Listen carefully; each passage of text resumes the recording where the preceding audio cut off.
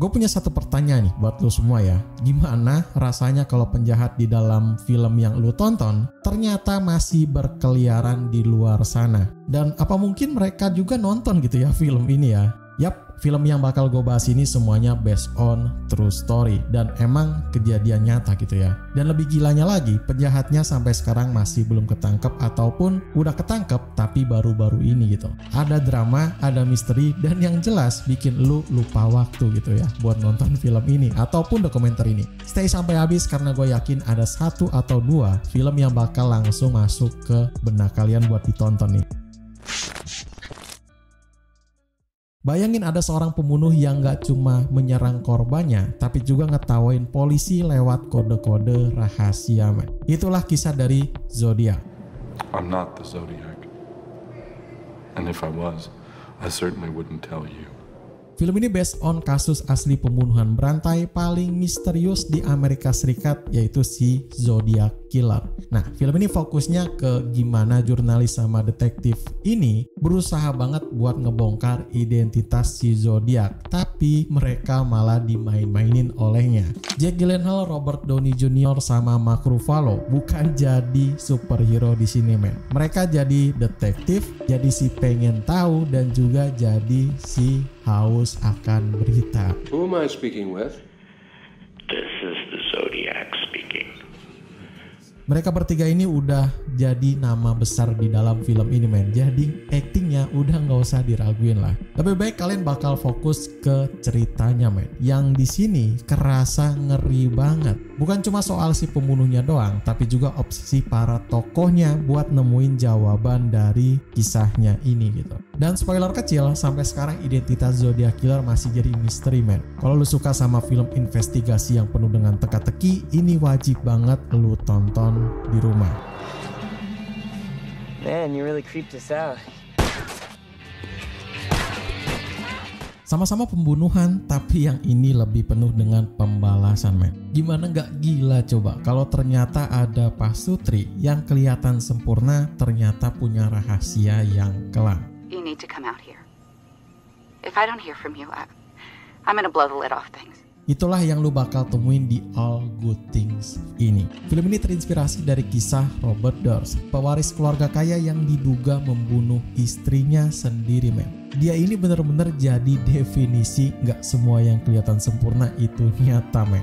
Di sini Ryan Gosling berperan jadi suami misterius yang makin lama makin kelihatan sisi gelapnya. Awalnya sih manis ya, tapi lama-lama vibes-nya tuh berubah jadi serem banget, men. You're a very weak man, David. Yang bikin gregetan bukan cuma ada satu kasus doang gitu, karena ternyata orang gila ini gak berhenti bikin kasus baru. Ada beberapa orang lain yang juga jadi korbannya gitu, tapi semuanya dibungkus dengan rapi oleh dirinya itu sendiri. Plot twist dan tensi di film ini bakal bikin lu mikir, men, gimana kalau ini terjadi di kehidupan nyata gitu, dan semuanya bakal penuh dengan hawa merinding. I've never been closer to anyone, and I don't know you at all. Hal yang ngeri di list ini gak cuma sebatas misteri pasangan aja gitu, men. Ayo gue bakal ajak ke Korea Selatan buat ngebahas kasus yang bikin satu negara gak bisa tidur. Kalau lu pikir pembunuhan berantai terkenalnya cuma ada di negara barat aja, coba lu nonton Memories of Murder. Ceritanya diangkat dari kasus Ha Seong, sang pembunuh berantai pertama di Korea Selatan. Korbannya perempuan semua ya, dan semua kejadiannya di pedesaan yang terpencil. Detektif lokal di film ini digambarin bener-bener berjuang keras gitu, men, buat nemuin pelakunya tersebut. Tapi malah makin terjerat gitu ya dalam kegagalan yang mengusik hidupnya tersebut.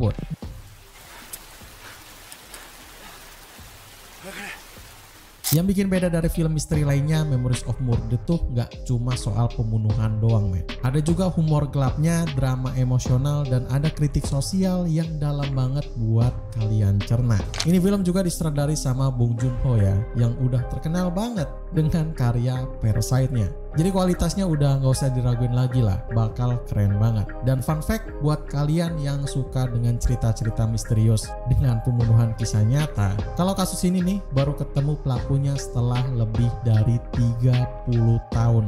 Tapi waktu perdana filmnya ini ditayangin, sang pelaku ternyata juga masih bebas nonton ini film.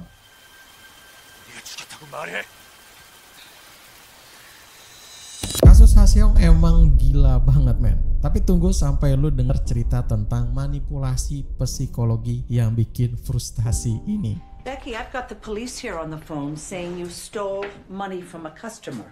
Coba bayangin aja dulu nih, ada orang asing yang bisa ngendaliin lu lewat telepon gitu ya. Itulah compliance ini. Jadi gini nih, ada prank call yang bikin manajer restoran cepat saji percaya gitu ya kalau dia lagi ngomong sama polisi. Si polisi dengan tanda kutip gitu ya, ini ngajarin manajernya buat menginterogasi salah satu karyawan mereka men. Tapi interogasinya itu berubah jadi sesuatu yang memang ternyata nggak masuk akal gitu. Yang bikin gila, ini beneran kejadian di dunia nyata gitu ya. Film ini nggak punya adegan pembunuhan atau kejar-kejaran yang intens, tapi hal itu terbayarkan dengan tensinya yang bener-bener bikin lu marah. Kita bakal dikasih lihat nih, gimana kekuasaan bisa bikin orang bertindak tanpa mikir panjang men. Kalau lu penasaran sama sisi gelap manipulasi psikologi ini, lu harus banget nonton film Compliance ini. Great, thank you. You're doing great.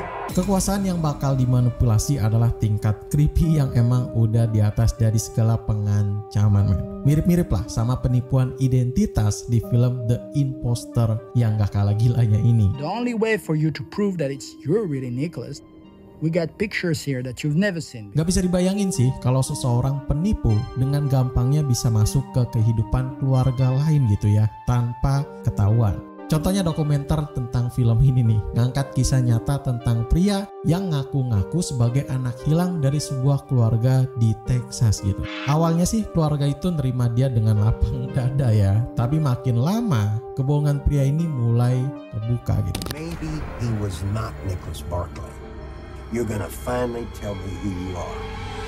Ya bikin gua nggak habis pikir tuh gimana gitu ya sebuah keluarga bisa percaya gitu aja men sama orang asing yang emang gak pernah mereka lihat, kayak gak masuk akal gitu ya. Dan lebih gilanya lagi, ada twist yang bakal bikin lu mikir dua kali soal siapa sebenarnya yang jadi korban di dalam cerita atau film ini. Dokumenternya bener-bener bakal penuh dengan intens ya, dan of course penuh dengan teka-teki yang bisa bikin kalian mind blowing dan juga bisa bikin kalian merinding. Kalau lu suka sama cerita yang bikin lu bertanya-tanya sampai akhirnya bakal kayak gimana gitu ya, ini film yang bikin bisa puas lu. You need to look them in the eye.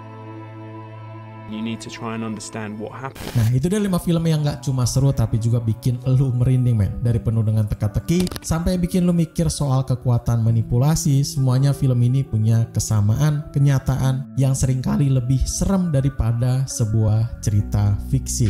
Jadi udah siap lah buat nonton ya. Langsung aja masukin di watchlist kalian untuk tonton di rumah ataupun di mana gitu ya. Sekian untuk rekomendasi film hari ini. Gua Ari pamit undur diri. Selamat nonton and see you next film.